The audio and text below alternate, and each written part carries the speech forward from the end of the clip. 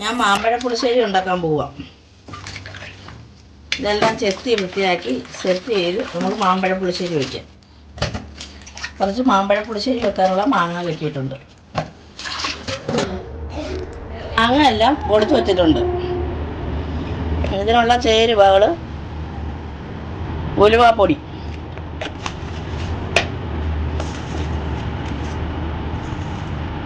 ജീരകം, ഇതെല്ലാം ആവശ്യത്തിന് കുറച്ച് നമുക്ക് എത്രമാത്രം ഉണ്ടോ അതിനനുസരിച്ച് നമുക്ക് ചെയ്യാം. മഞ്ഞൾപ്പൊടി ഒരു ചെറിയ 1.5 സ്പൂണ് അത്രയും ചേർത്തിട്ടുണ്ട്. ഇനി നമ്മൾ അടപ്പേ വെക്കാൻ പോവാം. നമ്മൾ ഇച്ചിരി വെള്ളം ഒഴിച്ച് മാങ്ങ അടപ്പേ വെച്ച് 2 പച്ചമുളക് ഇട്ടിട്ടുണ്ട്. 2-3 പച്ചമുളക് അടപ്പേ വെച്ച് നമ്മൾ മാങ്ങ വെച്ച് വേവുക.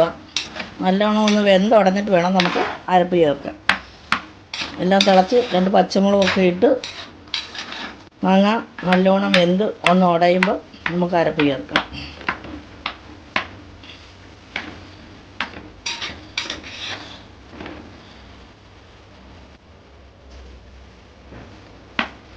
എല്ലാം ഒന്ന് വെന്ത് സെറ്റാവണം.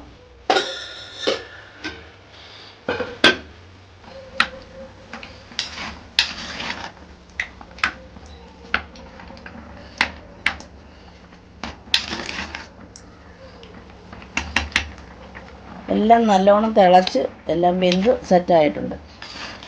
ഇനി നമുക്ക് അരപ്പ് ചേർക്കാം. അരപ്പ് ചേർത്ത് നമുക്ക് തൈര് ഒഴിച്ച് എല്ലാം റെഡിയാക്കാം. മാമ്പഴ പുളിശ്ശേരിയുടെ മാങ്ങ എല്ലാം വെന്തിട്ടുണ്ട്. ഇനി നമുക്ക് അരപ്പൊഴിക്കാം.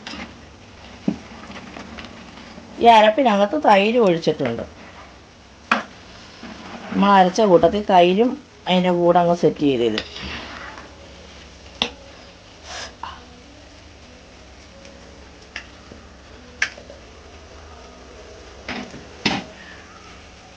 നമ്മളിതിന് വേണമെന്ന് ആവശ്യത്തിനുള്ള ഉപ്പ് ചേർക്കുക.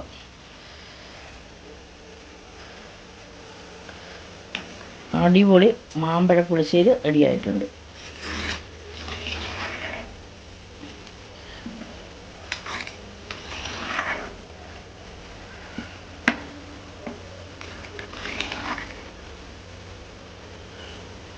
അടിപൊളി മാമ്പഴ പുളിശ്ശേരിയാണ്.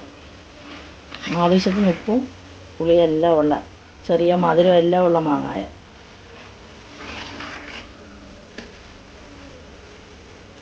ഇവിടെ മാമ്പഴ പുളിശ്ശേരി സെറ്റായിട്ടുണ്ട്. നമ്മൾ കടുക് താളിച്ചത് ഒഴിക്കുക.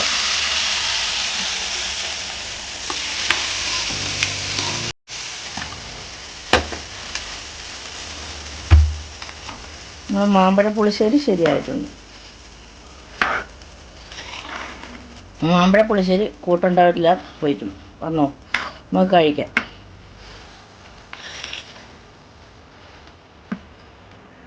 നമ്മുടെ മാമ്പഴ പുളിശ്ശേരി ശരിയായിട്ടുണ്ട്.